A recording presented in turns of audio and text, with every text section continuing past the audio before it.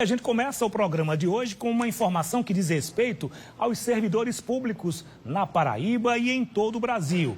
É a PEC da reforma administrativa, que tem mexido com o Congresso Nacional. Essa pauta é delicada, necessária e tem mobilizado deputados e entidades de classe. A relatoria terá um trabalho árduo pela frente, porque um dos principais objetivos da proposta é o que reduz os custos da máquina pública. E ela não estaria em evidência no atual texto do projeto. A reportagem é de Bessi Cavalcante.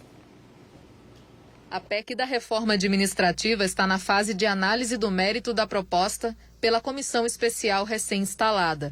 O prazo de 10 sessões para apresentação de emendas foi aberto.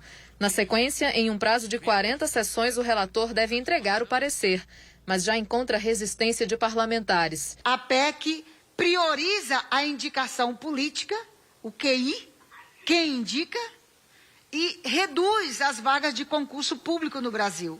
Quando o Estado começa, o presidente da República começa a dar um discurso de Estado mínimo, mínimo para quem? Mínimo para o cidadão que precisa ser melhor atendido. Entre as mudanças propostas no texto da reforma estão restrições às estabilidades no serviço público e a criação de novos tipos de vínculos com o Estado, inclusive que permitem o ingresso no serviço público sem a realização de concurso. A estabilidade ficará restrita a servidores ocupantes de cargos típicos de Estado, definição que deve ser feita por lei complementar. A demissão será possível após decisão judicial de órgão colegiado, sem que seja preciso esperar a decisão definitiva como é hoje. A reforma também permite a demissão por desempenho insuficiente, com critérios ainda a serem definidos por lei ordinária. Outro ponto importante do texto é a permissão de contratação temporária, por processo seletivo simplificado, nas hipóteses de calamidade, emergência, atividades de caráter sazonal e procedimentos sob demanda. As normas de estabilidade não atingem quem já é servidor, mas eles precisarão ter bom desempenho nas avaliações. Nós, do SINDSEF, Sindicato dos Trabalhadores do Serviço Público Federal, temos buscado contactar parlamentares numa luta que não é só nossa, mas uma luta nacional, mobilizando a categoria para reagir a essa proposta de emenda constitucional. Em Brasília, através da Confederação dos Servidores Públicos Federais, a CONDICEF e das outras entidades nacionais representativas dos servidores, nós conseguimos mobilizar parlamentares e criar uma frente parlamentar em defesa do serviço público. Essa reforma vai promover uma economia de aproximadamente 300 bilhões de reais ao longo dos 10 anos.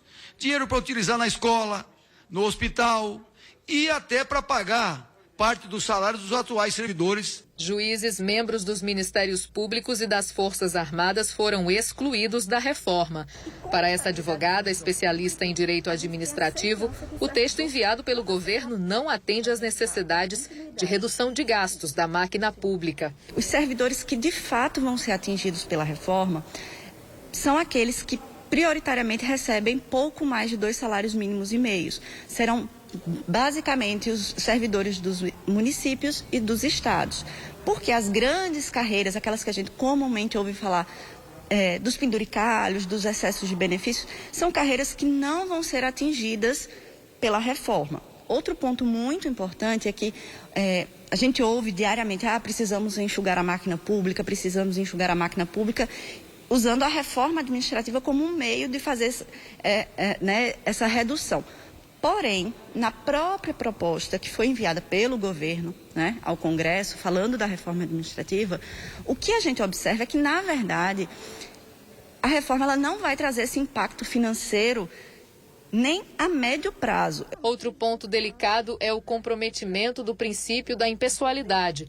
Segundo a advogada, o fato de indicar servidores para um número maior de funções no serviço público pode comprometer ainda mais a qualidade do atendimento às pessoas, além de contrariar dispositivos contemplados pela própria Constituição. O que nos falta é uma gestão, é a efetiva avaliação dos servidores, muito mais do que simplesmente acabar com a estabilidade ou colocar em risco.